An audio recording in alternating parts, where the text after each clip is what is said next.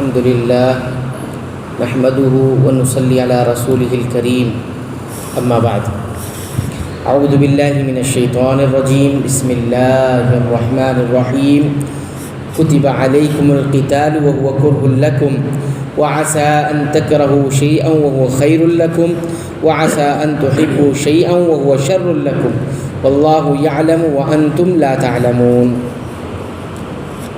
سورہ البقرہ آیت نمبر 216۔ تم پر قتال یعنی جہاد فرض کیا گیا کو وہ تمہیں دشوار معلوم ہو۔ ممکن ہے کہ تم کسی چیز کو بری جانو اور دراصل وہی تمہارے لیے بھلی ہو، اور یہ بھی ممکن ہے کہ تم کسی چیز کو اچھی سمجھو حالانکہ وہ تمہارے لیے بری ہو۔ حقیقی علم اللہ ہی کو ہے، تم محض بے خبر ہو۔ جہاد کے حکم کی ایک مثال دے کر اہل ایمان کو سمجھایا جا رہا ہے کہ اللہ کے ہر حکم پر عمل کرو، چاہے تمہیں وہ گرا اور ناگوار ہی لگے، اس لیے کہ اس کے انجام اور نتیجے کو صرف اللہ تعالیٰ جانتا ہے، تم نہیں جانتے ہو۔ تم نہیں جانتے، ہو سکتا ہے اس میں تمہارے لیے بہتری ہو، جیسے جہاد کے نتیجے میں تمہیں فتح، غلبہ، عزت، سربلندی اور مال و اسباب مل سکتا ہے۔ اسی طرح تم جس کو پسند کرو یعنی جہاد کے بجائے گھر میں بیٹھے رہنا، اس کا نتیجہ تمہارے لیے خطرناک ہو سکتا ہے، یعنی دشمن تم پر غالب آ جائے اور تمہیں ذلت اور رسوائی کا سامنا کرنا پڑے۔ يسألونك عن الشهر الحرام قتال فيه قل قتال فيه كبير وصد عن سبيل الله وكفر به والمسجد الحرام وإخراج أهله منه أكبر عند الله والفتنة أكبر من القتل ولا يزالون يقاتلونكم حتى يردوكم عن دينكم إن استطاعوا ومن يرتد منكم عن دينه فيمت وهو كافر فأولئك حبطت أعمالهم فی الدنیا والآخرہ اولئک اصحاب النار هم فیہا خالدون۔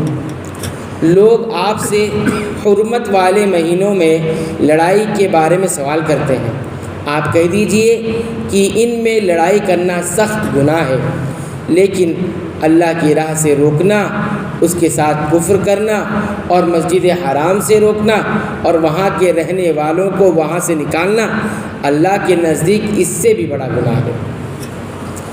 فتنہ قتل سے بھی بڑا گناہ ہے۔ یہ لوگ تم سے لڑائی بھڑائی کرتے ہی رہیں گے یہاں تک کہ اگر ان سے ہو سکے تو تمہیں تمہارے دین سے مرتد کر دیں، اور تم میں سے جو لوگ اپنے دین سے پلٹ جائیں اسی کفر کی حالت میں مرے، ان کے اعمال دنیاوی اور اخروی سب غارت ہو جائیں گے، یہ لوگ جہنمی ہوں گے اور ہمیشہ ہمیشہ جہنم میں رہیں گے۔ رجب، ذوالقعدہ، ذوالحجہ اور محرم، یہ 4 مہینے زمانے جاہلیت میں بھی حرمت والے سمجھے جاتے تھے، جن میں قتال یعنی لڑائی اور جدال جھگڑا ناپسندیدہ تھا۔ اسلام نے بھی ان کی حرمت کو برقرار رکھا۔ نبی کریم صلی اللہ علیہ وسلم کے زمانے میں ایک مسلمان فوجی دستے کے ہاتھوں رجب کے مہینے میں ایک کافر قتل ہو گیا اور بعض کافر قیدی بنا لیے گئے۔ مسلمانوں کے علم میں یہ نہیں تھا کہ رجب شروع ہو گیا ہے۔ کفار نے مسلمانوں کو طعنہ دیا کہ دیکھو یہ حرمت والے مہینوں کی حرمت کا بھی خیال نہیں رکھتے، جس پر یہ آیت نازل ہوئی اور کہا گیا کہ یقیناً حرمت والے مہینے میں قتال یعنی لڑائی کرنا بڑا گناہ ہے، لیکن حرمت کی دہائی دینے والوں کو اپنا عمل نظر نہیں آتا، یہ خود اس سے بھی بڑے جرائم کے مرتکب ہیں۔ یہ اللہ کے راستے سے مسجد حرام سے لوگوں کو روکتے ہیں اور وہاں سے مسلمانوں کو نکلنے پر مجبور کرتے ہیں۔ اس کے علاوہ کفر، شرک، خود قتل سے بھی بڑا گناہ ہے۔ اس لیے اگر مسلمانوں سے ایک آدھ قتل حرمت والے مہینے میں ہو گیا تو کیا ہوا؟ اس پر واویلا کرنے کے بجائے ان کو اپنا سیاہ نامہ بھی تو دیکھ لینا چاہیے۔ جب یہ لوگ اپنی شرارتوں، سازشوں اور تمہیں مرتد کرنے کی کوشش سے باز آنے والے نہیں تو پھر تم ان سے مقاتلہ یعنی لڑائی کرنے میں شہر حرام یعنی حرمت والے مہینے کی وجہ سے کیوں رکے ہوئے ہو؟